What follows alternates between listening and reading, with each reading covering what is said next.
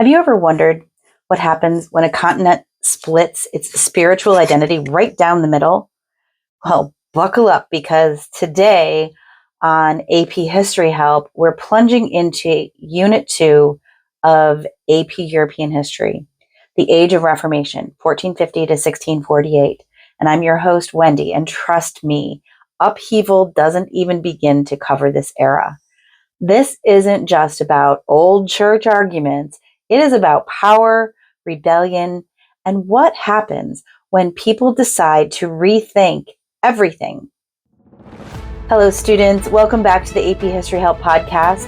Today, we're going to be covering Unit 2 of AP Euro. This is the Age of Reformation. Generically, that means change, but specifically, we're talking about the Protestant Reformation. Yes, I mean Martin Luther, but I also mean King Henry VIII. I mean the Catholic response, the subsequent wars that would be fought over religion in the 16th century and beyond, and changing social norms and hierarchies. Sound boring? It's not. And I'm your guide through this roller coaster. Be sure to follow me on the socials. I'm on TikTok, Instagram, Facebook, and YouTube, so you will know when a new episode is out and what it's about. Last episode was a good one, covering the themes common to all three courses, and there was examples, so many examples. It was kind of a long episode, but lots of good stuff in that one. Now, AP World students, don't hit that skip button. Hold everything. This episode dives deep into your Unit 3 content, giving you the extra edge. And let's be real, who doesn't love knowing more than they need to? So settle in, everyone. Class is officially in session. Come on in, students. It's time for another episode of AP History Help. Take your seats and let's get started. Picture this. It's the 1500s, and Europe is about to get a major spiritual identity crisis. For centuries, one church, one faith had mostly been the deal. But now, the idea of religious pluralism, basically, hey, maybe more than one religion can exist here, is blowing up the concept of a unified Europe. Society was increasingly shaped by commercial and agricultural capitalism, and population shifts and the expansion of cities placed stress on traditional political and social structures. Whew. The way things were always done starts to be challenged, culminating in the year 1648, when we see a new time period begin for AP Euro due to major shifts and revolutions. Remember Unit 1, the Renaissance? What was its heart and soul? You got it. Humanism. Ding, ding, ding. Now, enter Desiderius Erasmus, a Dutch scholar with a sharp mind and an even sharper pen. He wasn't trying to burn down the Catholic Church, but he was definitely pointing out some serious cracks in its foundation through his new translation of the Bible. He basically said, hey, why don't you read this for yourselves instead of just taking the church's word for it? Talk about empowering the individual. And he did more than any other person to advance the revival of learning. And then there's his buddy, Sir Thomas More. The guy wrote Utopia, a fictional island where everything was, well, utopian. It was his clever way of critiquing society and even the church, but without directly yelling at God. The ultimate irony? More ended up losing his head, literally, because he wouldn't bow to King Henry VIII. More on that royal drama coming right up. All right. Get the trumpets, clear the stage, because here comes the superstar of this unit, Martin Luther. No, not the one from the civil rights movement. Different century, different continent, totally different vibe. Our guy is a fiery monk in 16th century Germany. Luther was absolutely disgusted by the church's practices. Imagine sin forgiveness for sale, that's indulgences. Giving cushy jobs to your unqualified relatives, that's nepotism. Selling those jobs outright, simony. Luther saw these as spiritual scams that completely undermined true faith. So what did he do? He drafted 95 complaints, a fiery manifesto called the 95 Theses, and nailed them to the church door.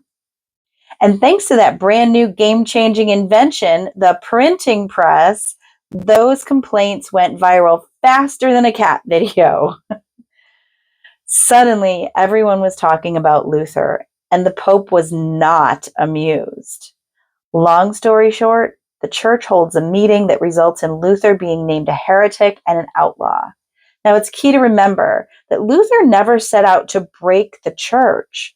He just wanted to fix it. But when the church refused to admit any wrongdoing, well, that's how revolutions get started. Make sure you know his core beliefs and how his new church, Lutheranism, shook things up. Now, this rebel against the church thing was music to the ears of the German princes. Ka-ching! They could suddenly grab church property and gain more power. It also sparked something in the masses, a sense of, we can stand up to authority. And they actually revolted against the princes. But here's the kicker. Luther, the great reformer, sided with the princes. Why? He wasn't looking for a social revolution, just a religious one. Now, this rebel against the church idea spread like wildfire. And we see Zwingli, a Swiss priest who thought relics and idols, basically, they were spiritual clutter. And then there's John Calvin, the guy who brought us this concept of predestination.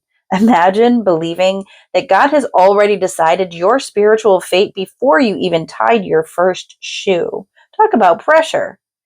Now, let's hop over to England, where the Reformation got a little more, how shall I say, personal.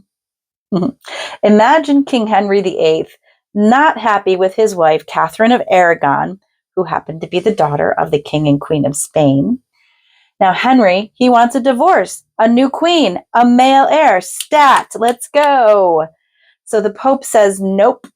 And Henry, being Henry, basically says, fine, I'll just start my own church then. Thus, the Church of England was born, not out of reform, but out of political power and the quest for personal gain. As Protestantism spread across parts of Northern and Western Europe, religious conversions created new rifts between monarchs and local nobles, resulting in military conflicts that included the French Wars of Religion, 1562 to 1598, and the 30 Years' War, 1618 to 1648. Yeah, it was actually exactly 30 years. By the mid-century, Calvinism had spread beyond Switzerland to neighboring France, and French Calvinists, also known as Huguenots, included leaders of several powerful noble families from the southern and western regions of France. Initially, Catherine de' Medici, who ruled France as queen regent on behalf of her minor son, tried to accommodate those Huguenots with limited toleration. But she and her son later saw the Huguenots as a threat and sided with the Catholics. While several Protestant nobles were in Paris for a wedding in 1572, Catholics killed thousands of Protestants in what became known as the St. Bartholomew's Day Massacre. To me, this brings up images of the Red Wedding Massacre in Game of Thrones, but there's other correlations in real history. When the French king died without an heir in 1589, the throne would then pass on to Henry of Navarre, a leader of the Huguenot faction, who reigned as Henry IV. Now, in order to end the bloodshed and secure his kingdom, Henry converted to Catholicism, reportedly saying Paris is worth a mass. This established him as a politique, a ruler who prioritizes political unity over religious uniformity. His solution, the Edict of Nantes in 1598, which finally granted rights to French Huguenots and ended those brutal French wars of religion. Now, hold on to your hats for the big one, the 30 Years' War. This was the last major war in Europe where religion was the primary fuse, and it was an absolute nightmare. Starting in 1618, it began as a religious brawl between Catholics and Protestants in the Holy Roman Empire, but quickly spiraled into a ruthless fight for political power among all the major European players. It sparked with a Protestant revolt against a Catholic rule, and it spread like a plague across the continent, causing widespread famine, disease, and an estimated 8 million deaths. Let that sink in for a moment. 8 million people. It finally ended with the Peace of Westphalia in 1648, a treaty so monumental, it basically created the modern state system. It crushed the Holy Roman Empire's power, or what remained of it, and it enshrined the idea of state sovereignty, which meant that rulers could pretty much decide what went on in their own lands, and it left France as the new top dog in Europe. Oh, and it quietly allowed Christian minorities to practice their faith in private, which was a small but significant shift. All right, buckle up, history buffs, because this fun fact is about to get wild. Imagine this. It's 1618 in Prague, and some super annoyed Bohemian nobles are seriously fed up with the Catholic bigwigs trying to boss them around with their religious rules. So what do? They storm into Prague Castle, grab two royal officials and their secretary, and in a move that screams, "You can't sit with us," literally yeet them out the window. And get this, those dudes actually survived, supposedly landing in a giant pile of, well, let's just say a very soft landing of garden variety refuse. Okay, horse manure. Talk about a dramatic exit that kicked off a whole mess, literal mess of a war. So how does this all fit into our AP framework of continuity and change? The 30 Years' War shows continuity because, religious disputes were still kicking off conflicts. But it also shows change because France's intervention on the Protestant side totally transformed it from a religious fight into a power grab, effectively ending religion as the main reason to go to war in Europe. It's a pretty big change. Meanwhile, back at the Vatican, the Catholic Church was definitely limping along, losing followers and political influence faster than you can say Protestant. So what was their comeback strategy? First up, Council of Trent. This was not a quick meeting. It dragged on for almost 20 years, from 1545 to 1563. The big takeaways? They finally dumped the scandalous sale of indulgences, but pretty much doubled down on all the other doctrines. And to fight the spread of those pesky Protestant ideas, the Pope published the infamous Index of Prohibited Books, basically a spiritual blacklist for anything they deemed heretical or immoral. One change that helped the church was Ignatius of Loyola. He started the Jesuits after being wounded in battle and having a religious conversion. He and his companions pledged poverty, chastity, and obedience to the Pope. The Jesuits became a powerful force in the Catholic Church, and their Counter-Reformation, right? Their attempts to counter the Protestant Reformation. They were renowned for, the Jesuits were renowned for their rigorous education, establishing schools and universities across Europe and beyond. Now, this focus on learning helped to produce well-educated priests and lay leaders who could articulate and defend Catholic doctrine. They also became highly effective missionaries, spreading Catholicism to new parts of the world, like the Americas and Asia, and reconverting Protestants in Europe through their preaching and intellectual prowess. Now, their dedication and organizational structure made them crucial in revitalizing the Catholic Church's influence during a time of significant religious upheaval. But what about society apart from religion? All right, AP theme trackers, get ready for a deep dive into the S in spice. We're talking major social stuff here. For the most part, 16th century Europeans knew their place.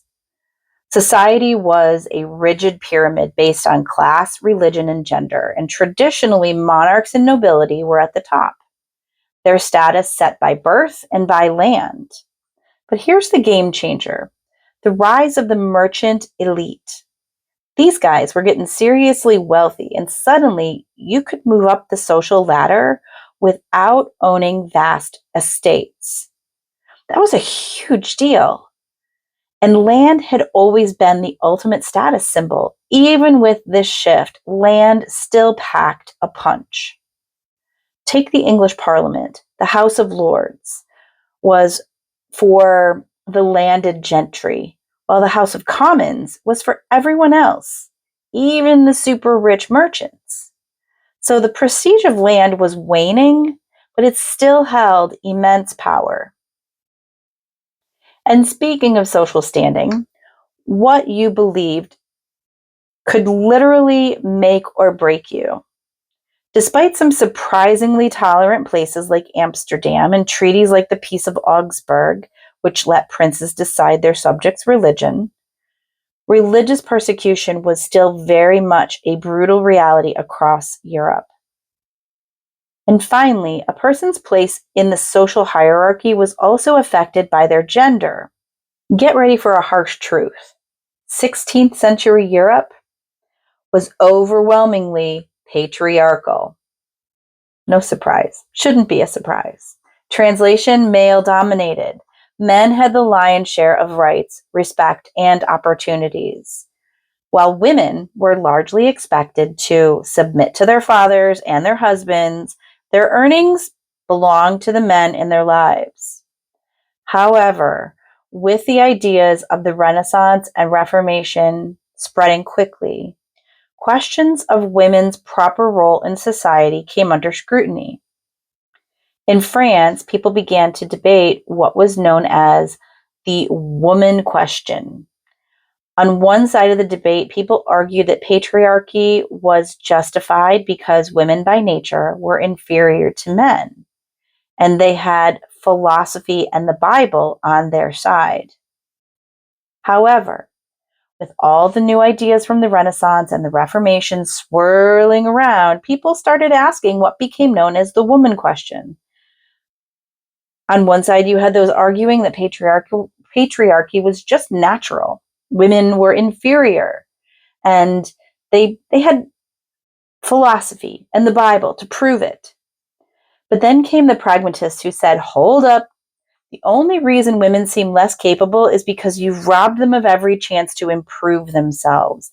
And they'd point to Queen Elizabeth I of England, daughter of Henry VIII, a woman ruling with incredible wisdom and power. What now? And even in the church, women's roles were debated.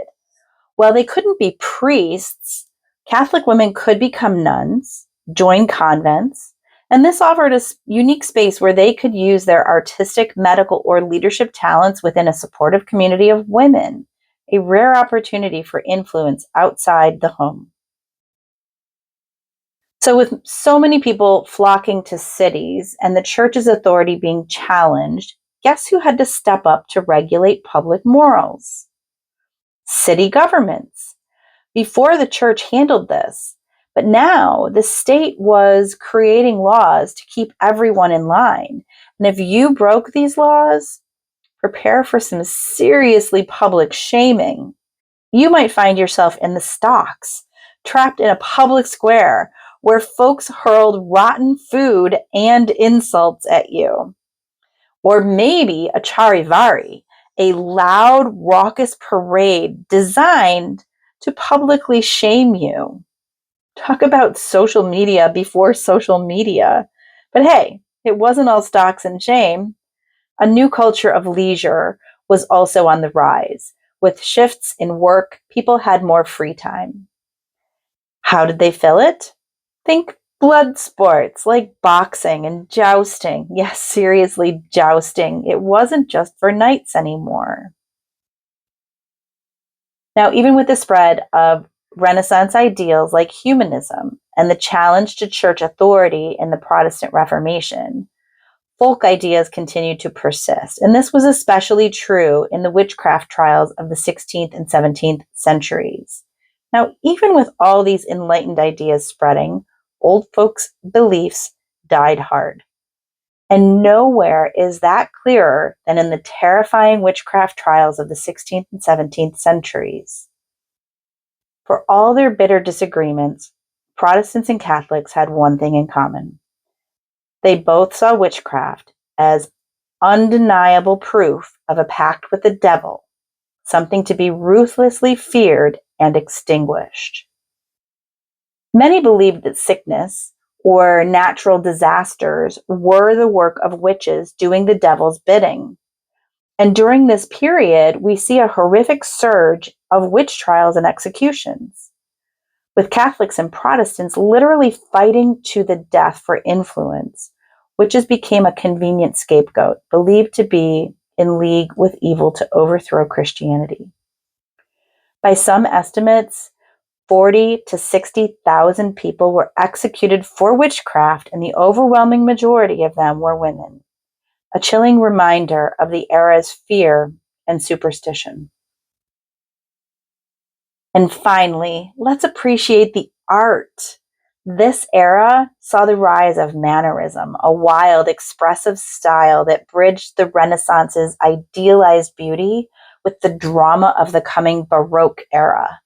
And don't forget Dutch realism either, giving us those incredible detailed snapshots of everyday life. Each style tells a story about the changing world. Well, class, that is going to wrap up our epic journey through the Age of Reformation. Before you go, do me a huge favor. Smash that subscribe button. It helps the algorithm find more awesome history students like you, and you'll get notified the second a new episode drops. Speaking of which, next up is episode 47, which comes out on October 6th. And trust me, you don't want to miss it. We're tracing the roots of the Enlightenment, sparking revolutions, and diving into the birth of democracy. These are some of my favorite topics, and it's relevant for AP World, AP Euro, and it sets the stage for a push in the American Revolution. So mark those calendars. October 6th, I want to see you back here watching or listening to the next episode. Don't forget to find me on those socials: TikTok, Instagram, Facebook, Substack, YouTube, wherever you hang out virtually, I'm there. And with that, this episode of the AP History Help podcast is now history.